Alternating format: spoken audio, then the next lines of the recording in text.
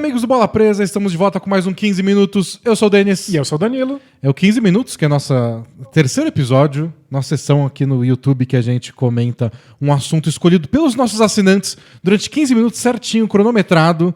A gente tem a tendência de se alongar, aqui não. Aqui a gente não pode ser muito prolixo. E nossos assinantes votaram essa semana pra gente falar das críticas que o Mark Cuban e o Luka Doncic, ambos do Dallas Mavericks, o Mark Cuban o dono do time, o Luka também o dono do time. Esse é o dono simbólico? Eles são contra o torneio Colher de Chá. Pra quem não lembra, o Play-in Tournament, o Colher de Chá, é o campeonatinho que vai ser jogado entre o 7º até o 10º colocado de cada conferência para definir as últimas duas vagas para os playoffs da NBA. Isso, uma coisa que não existe, não acontece e que está sendo pela primeira vez feito agora com essa escala por conta da temporada encurtada pela Covid. Eles fizeram antes só com a última vaga durante a bolha da NBA. Na bolha foi o 8º contra o 9º. Se o 8º ganhasse o jogo, estava nos playoffs. Se o 9º ganhasse, ia ter um segundo jogo. Então o 8º precisava ganhar 1, o 9º precisava ganhar 2. Esse ano o formato é diferente. É o 7º enfrenta o 8º. Quem ganhar está em 7º lugar. E aí o 8º espera o jogo entre 9º e 10º. Quem perder está eliminado. Quem ganhar enfrenta o perdedor lá, o 8º. E aí disputando a última vaga dos playoffs. Ou seja, se você participa do torneio Colher de Chá e perde 2 partidas consecutivas, você está fora. Isso. Então essa foi a crítica aí que o Mark Cuban e o Luka Doncic fizeram. A gente vai detalhar a crítica. E não sei, é esquisito porque o Mark Cuban votou a favor. Mas de qualquer forma, a gente vai falar disso. E para quem preferir, a discussão está no nosso feed do podcast também. Então tivemos o voto popular, não só escolheu o tema da nossa discussão, como escolheu que a discussão não ficasse só no YouTube. Então, para quem é de áudio, pode escutar lá no feed do podcast. O pessoal reclamou que 15 minutos é o tempo da casa para o meu trabalho. Eu só queria no podcast para ouvir. É exatamente quando eu tenho de louça, né? E essa louça não vai se lavar sozinha. Posso colocar o cronômetro? Bora. Ativar? Então, 1, 2, 3... Valendo! Então, vamos começar com exatamente o que o Luka Doncic e o Mark Cuban falaram. Certo. Né? O Doncic reclamou do fato de que o torneio Colher de Chá pode fazer uma temporada inteira de 72 partidas ser jogado no lixo se você tiver 2 jogos ruins. Isso. Ele enfatiza essa parte de 72 jogos. Tipo, não é pouca coisa. Exato, é muito jogo. É menos que uma temporada normal da NBA tem, né? Por causa da pandemia. São 72 ao invés de 82. Mas é muito. Então ele começa falando, eu não entendo a ideia. Eu não entendo o conceito. Você não joga 72 jogos pra isso? Por que você vai colocar tudo a perder em 2 partidas decisivas, né? E aí depois ele diz que agora o foco do Mavericks é ficar em sexto. Pra fugir disso aí. Claro. Então... E aí o Mark Cuban foi por outro lado. Ele disse que ele entende o motivo. E, aliás, aqui a gente deveria abrir um parênteses e explicar o motivo. O fato de que a NBA está fazendo uma temporada encurtada faz com que times que eventualmente pudessem acabar a temporada muito bem e se recuperar na tabela não tenham essa oportunidade mais.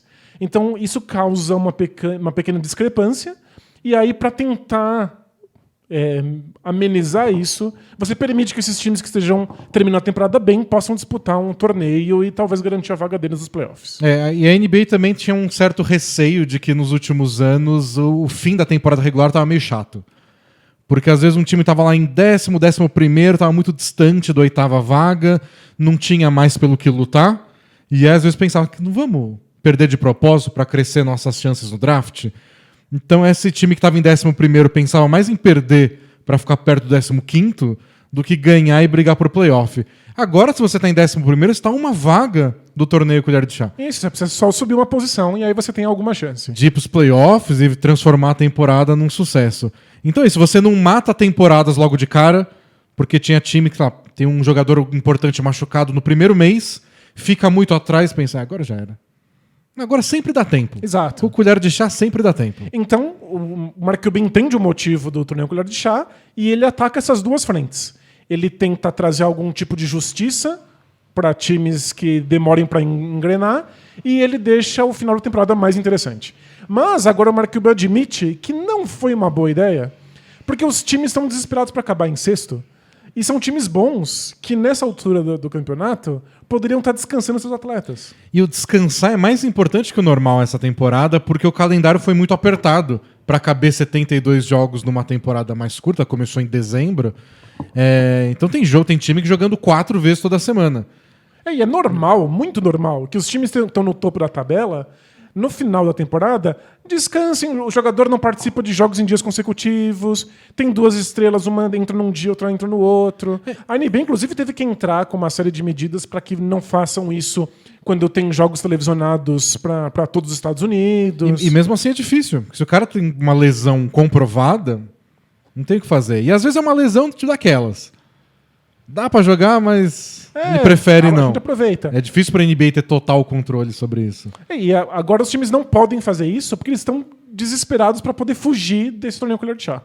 Então, alguns times, tipo o Nets, pode se dar o luxo de fazer isso. O Durant tá voltando muito aos poucos. E hoje já não vai jogar de novo contra os Sixers, que era pra ser um jogo pra decidir primeiro lugar do leste. Eles não se importam. Mas eles estão tão lá em cima que pra eles tanto faz. O Dallas não pode se dar o luxo. E uma das reclamações do Mark Cuban é esse. A gente não pode... O calendário já é apertado, já é cansativo e a gente ainda fica com medo de ficar em 7º lugar porque a temporada pode ir pro lixo por causa de 2 jogos aí que beiram a aleatoriedade, vai. Então, e a gente entra nessa discussão sobre o quanto a temporada muito longa impacta a saúde dos atletas e a qualidade do jogo que a gente assiste. Porque a gente quer aí o colher de chá, quem gosta de emoção, quem gosta de disputa de pênalti. É emocionante. É emocionante o pessoal que se diverte com isso, mas a gente corre o risco de ver basquete de baixíssimo nível porque os atletas vão estar exaustos. Fora os times que não vão ter perdido atletas por lesão.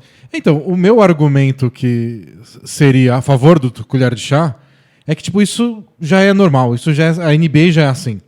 A gente deveria ter menos jogos e um calendário mais espaçado até nas temporadas não pandêmicas. Então, o colher de chá, não sei se é o culpado por isso. Você tira o colher de chá, o calendário é ainda apertado, ainda vai ter time que não vai descansar ninguém. Talvez o Dallas ficaria um pouquinho mais tranquilo, porque eles estão mais perto do 6º lugar do que do 9º. Mas tem time que não. Outros times não.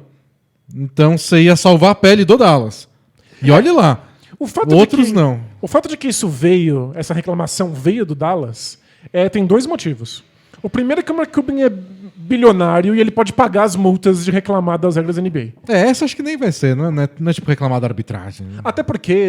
A não ser que ele fosse muito grosseiro. E o Luka não quis reclamar sobre o colher de chá. Perguntaram pra ele. Ele estava numa entrevista coletiva e perguntaram pra ele o que ele achava, se estavam preocupados com isso, e ele falou a verdade, de que ele não entende e que ele tá preocupado, e aí depois perguntaram pro Mark Cuban sobre o Doncic. Então, ninguém vai ser multado. Mas o Mark Cuban sabe que se ele fala bobagem, se ele reclama das coisas, vem uma multa, ele paga, tá tudo bem. Ele é um dos donos mais participativos e vocais da NBA. Então, esse é um dos motivos pelos quais eles podem falar sobre isso.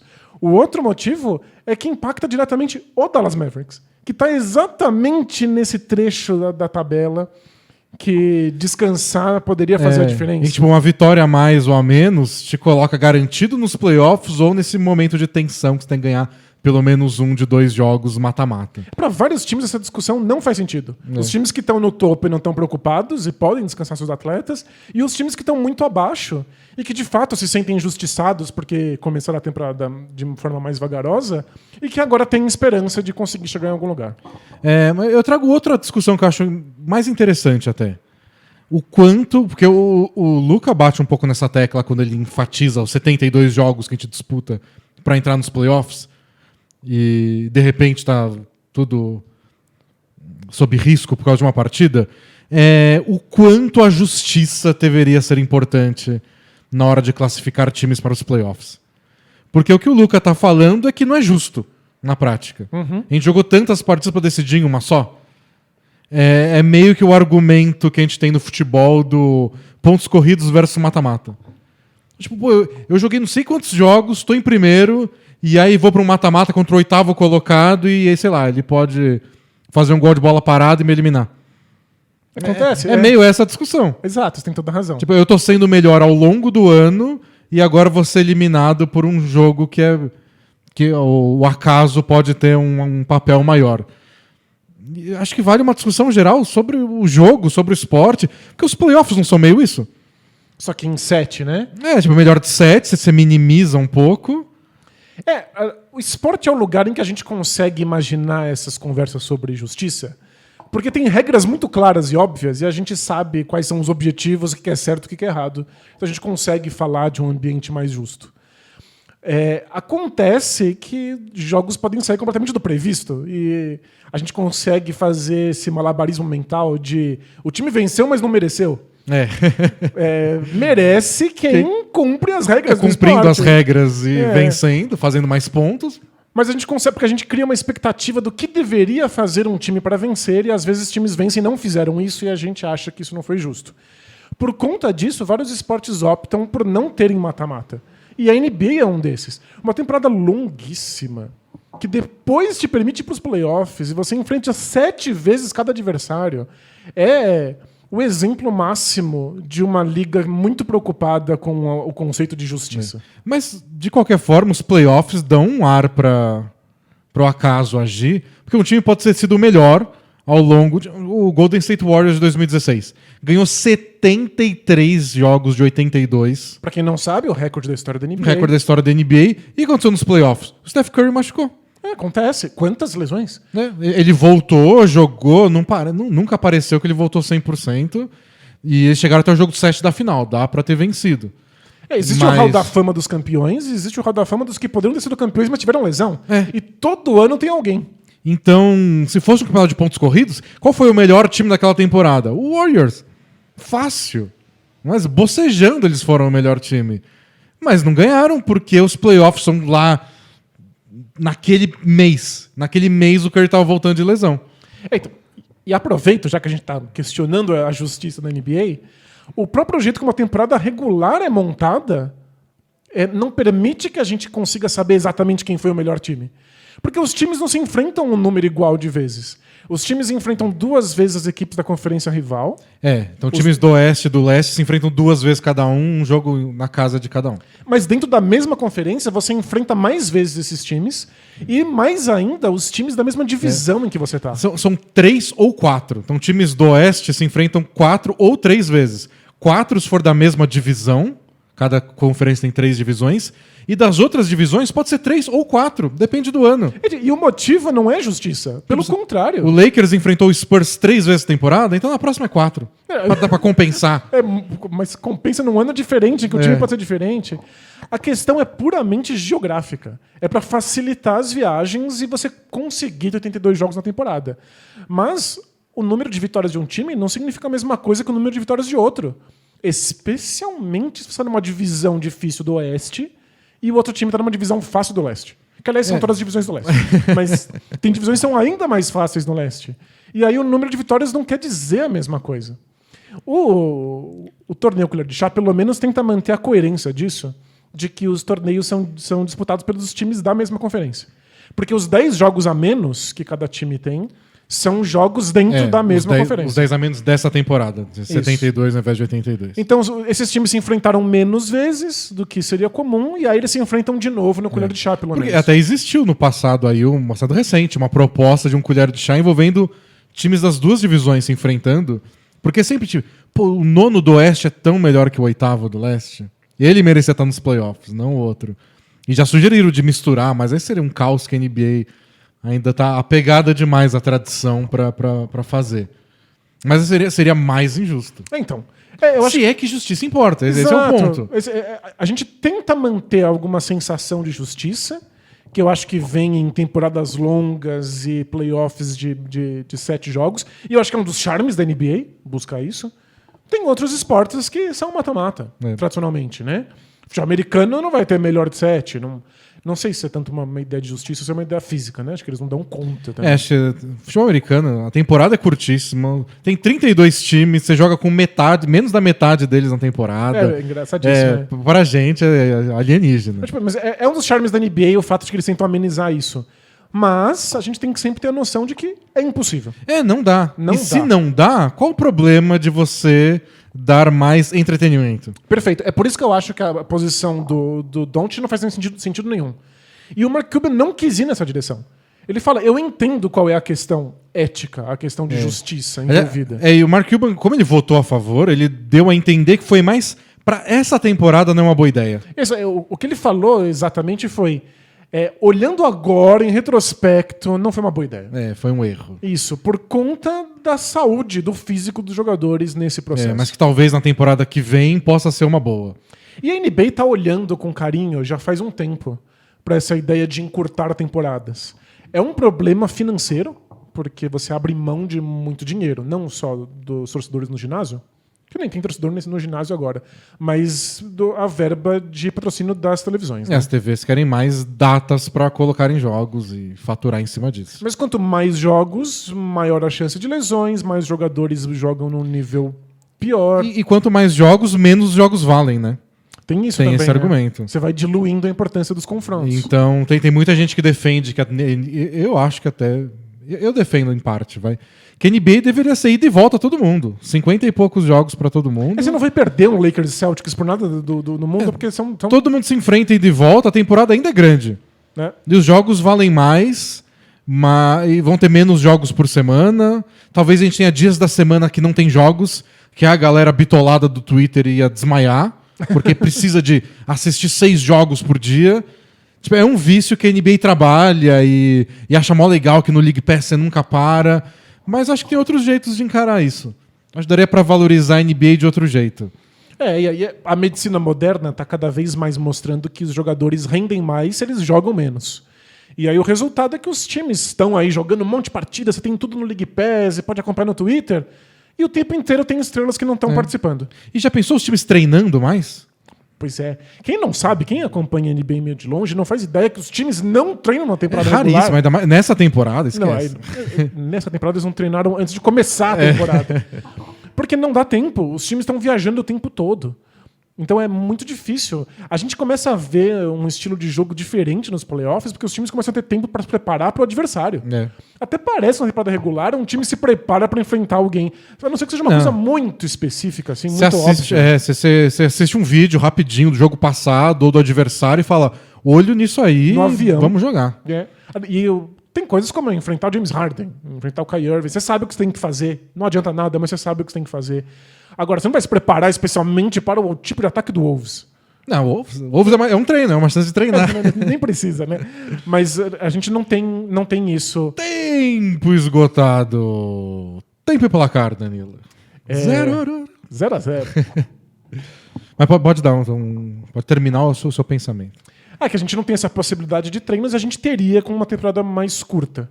A gente tá vendo como pode ser sofrido uma temporada muito corrida em que os jogadores jogam mais do que o físico deles dá conta. E com essa temporada menos corrida, os times teriam mais físico, não teria esse argumento do Mark Cuban, que eu sei que isso vale para essa temporada só, e aí para os outros anos acho que valeria mais a pena o colher de chá. Não teria esse argumento contra da correria do calendário. E fazendo um asterisco aqui de contexto, a gente está gravando isso pouco tempo depois da lesão do Jamal Murray, que rompeu um ligamento e vai desfalcar o Nuggets. Um favorito a menos na temporada. E me deixou muito ressabiado o fato de que ele estava reclamando de dores no joelho. E é claro que são os melhores médicos do planeta, eles pagam bilhões para o departamento médico do time. O time não fez nada absurdo, não colocou o jogador em risco. Mas se não tivesse com medo de perder no colher de chá, se a temporada fosse mais longa, com menos jogos... O Nuggets, não sei, acho que o colher de chá, o Nuggets já tinha passado isso. Mas o Nuggets é um time que começou mal a temporada. Exato, E aí tava se recuperando para não ficar em quinto, sexto, e não ter mando de quadra na primeira rodada. Então eles estavam correndo para isso. Pois é. Como a temporada que durasse mais tempo com menos jogos, o Jamal Murray não teria voltado para a quadra, eles teriam analisado com muito mais calma. A gente consegue evitar esse tipo de coisa. Isso é um assunto importante, mas um último argumento é raríssimo. Raríssimo não, não acontece. Times que acabam em sétimo ou oitavo serem campeões. Não. Nunca aconteceu. Nunca. Na história da NBA, um time que acabou em sétimo ou oitavo ser campeão da NBA. Então, meio que você tá dando um gostinho a mais pros playoffs, criando um evento divertido de assistir, que é esse novo mata-mata em jogo único, e você não tá tirando o favorito ao título.